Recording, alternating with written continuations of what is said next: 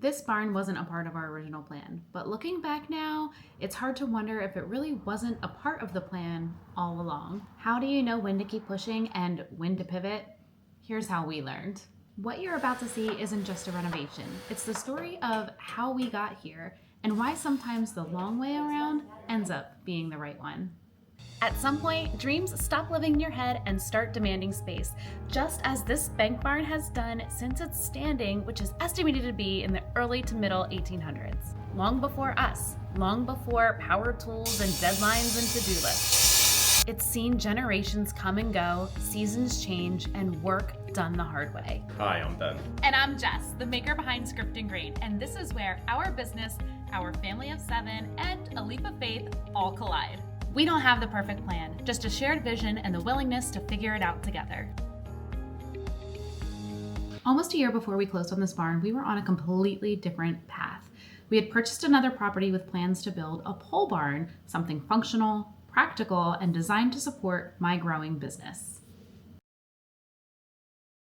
Rise and shine! Today is the day I have been waiting for, and I know I am probably the most excited about this than all parties involved, but we are officially closing on the future workshop space of Script and Grain, and I still find this to be so surreal. I woke up excited and anxious and motivated and just all the emotions, because while we sign and take over this property today, I know there's so much work moving forward, and the hardest part is having so many hands in the pot that we need to rely on with other people. It's been months in the making. First I thought, we saw this in the fall and okay, by Thanksgiving this is going to be amazing. And then it was okay, by Christmas this is going to be amazing. And then I realized, I'm not going to say by New Year's this is amazing because it's going to take a little bit longer than that. But here it is, January 30th, 2025. And,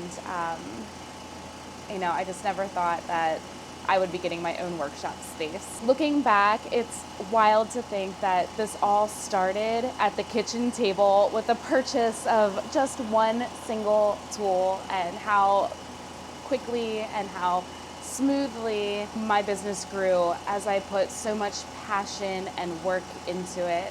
And, having this space and this property that will really take my business to the next level. And if I couldn't even dream about this point, then I am so excited to see what I can dream up once Script and Grain moves out and has its own location.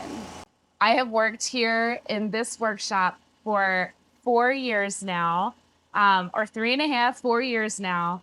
And I also took over the garage, and I'll be getting evicted from the back corner of the basement and the dining room table and the kitchen table and all the other locations that small business owners tend to tuck away little pieces of work that make it convenient to keep on going forward. Now that'll all be at one location, but first we need to get blueprints and we need to build. So I'm sure this is going to be a long process. I don't know how long it's going to take, but I am so motivated to get there. There has been so many steps to getting to this very moment here, from finding the right property to negotiating and the period of due diligence, working with engineers and architects and the state and the local township. And it's been a lot of research and a lot of clarification, a lot of language that we had to get accustomed to. But overall, we needed that in order to make sure that this space would fit our business and our family's needs. If I could go back and tell my past self something today, it would be to dream bigger than you think you can. I think that we often put limits on our dreams.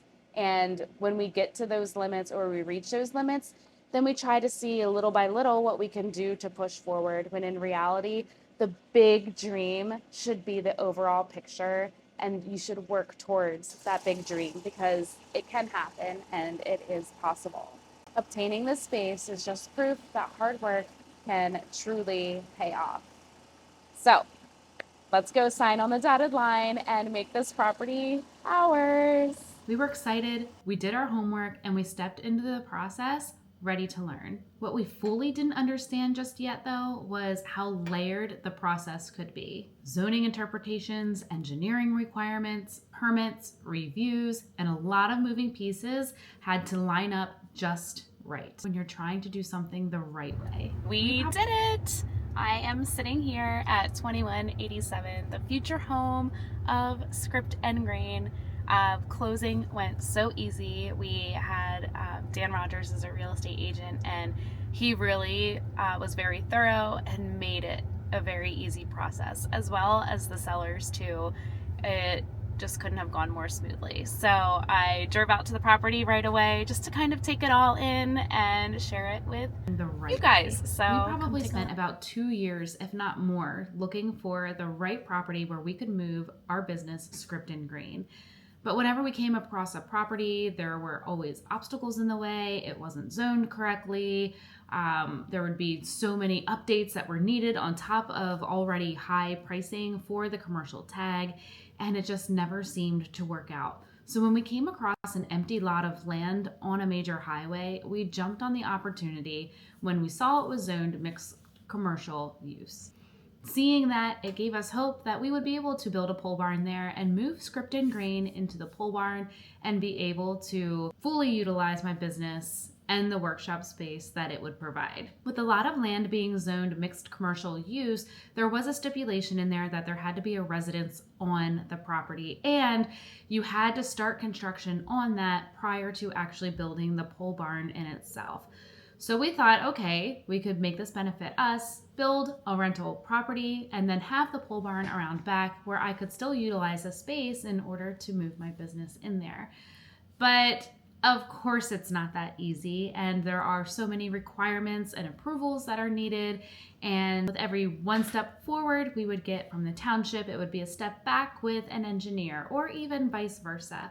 And sometimes the communication was even lost in between. We learned quickly that building something the right way takes time and patience. There were moments of progress followed by many more moments of waiting. Okay, so we are 5 days after closing, and it has been a whirlwind of constant mapping out of where we're buying house plans, having to call utility companies. And I think the biggest thing I'm realizing is that anything you need to take care of seems to have to go through another person, and sometimes that person needs to go through another person. So it's like a big map of connecting dots and making sure I's are dotted, T's are crossed to make sure that we're doing everything correctly.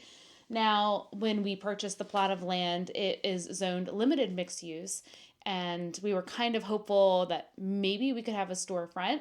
According to the ordinance, it does allow for up to 3,000 square feet of that, but we weren't sure what kind of stipulations would go with that and how words are even defined within the ordinance.